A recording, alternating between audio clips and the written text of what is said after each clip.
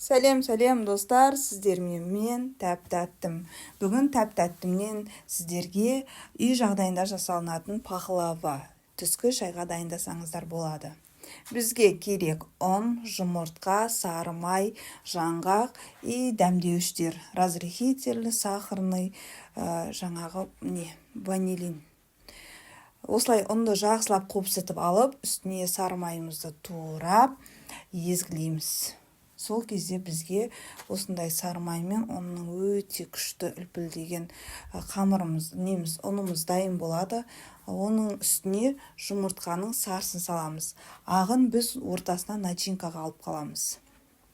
4 жұмыртқа алсаңыздар жетеді. Өстіп ағын бөлек, сарысын бөлек аламыз. Сарысын ұнымызға араластырып біз қамырын дайындаймыз. Енді жұмыртқаның ағын алып, сахарный ванильді салып, 2-3 минут араластырамыз. Араластырып отырып, үстіне құмшекерімізді саламыз. Құмшекерімізді жақсылап араластырып, әппақ болу керек. Бірақ қатты крем болып кетпеу керек. Сұйықтау құмшекер ерісе болды. Осылай жақсылап араластырып алып, үстіне дәнімізді саламыз. Жаңғақпен істеген өте дәмді шығады. Жаңғағымызды 200 грамм жаңғақ саламыз. Қамырымызды жаямыз. Өзіңдеріңіз қалағанша, қалаған формада, бірақ 1 сантиметр қалыңдықпен жайып керек. Сол кезде өте дәмді, жұмсақ және жегенге де тойымды болып шығады.